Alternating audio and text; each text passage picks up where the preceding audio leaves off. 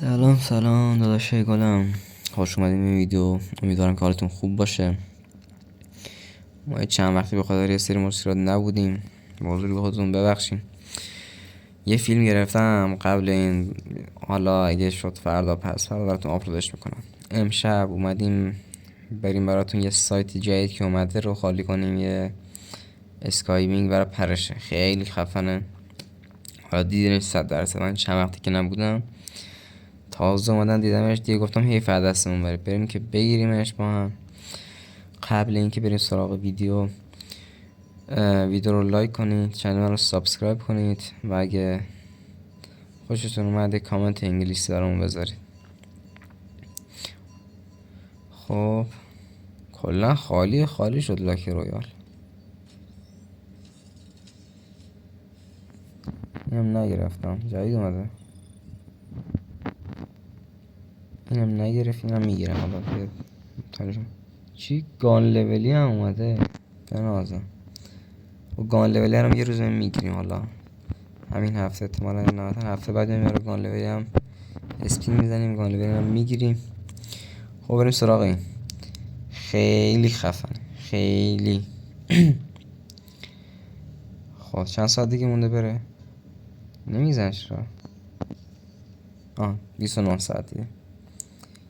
اینم اسکین نایفه، خیلی خفن. اینم که یه سری هم گلبرگ میده، باز خوبه. گلبرگ قابل تعامل تره تا باکس های چرت و پرت که هیچ ازشون در نمیومد. خب این دوتا رو هست میکنیم. امیدوارم که چی میشه مثلا با اسپین اول بده. خب سراغ اسپین اول ببینیم با اون میدی یا نه. نه رفت هیچ. اسپین دوم بریم. اسپین دوم خیار داد. نه آجی این دیگه همون اسپین آخر. چند تا میخواد اسپین آخرش؟ اوه 800 تا اسپین آخر، 400 تا. قشنگ کل جمع خالی میشه آخر ویدیو، دیگه جمع برای ما نمیمونه. فدای سرتون، میارزه. امیدوارم که شما هم بگیرین. حالا اگه گرفتین بگین با چند جمع گرفتین تو کامنت ها. یکی به آخرم بدی من راضیم. نایفش هم فدا سر، اصلا نمیخوام نایفش. نه این خبرها نی.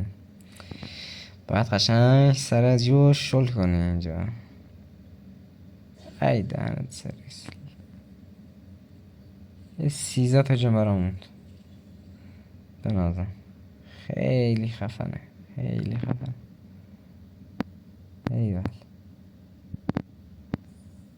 خب اینو گرفتیم. اینجا اینم بگیریم. هیچی بانت 10 تای بعدی. تک اونو گرفتیم، اینو به ما نده. هیچی، کلا هیچ. اینقدر این کانت سیاه.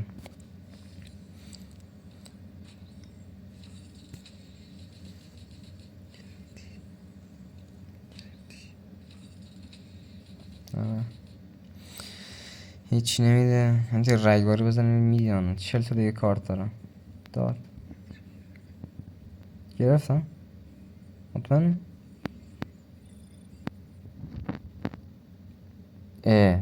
اصلا متوجه نشم 3 تا گرفتم.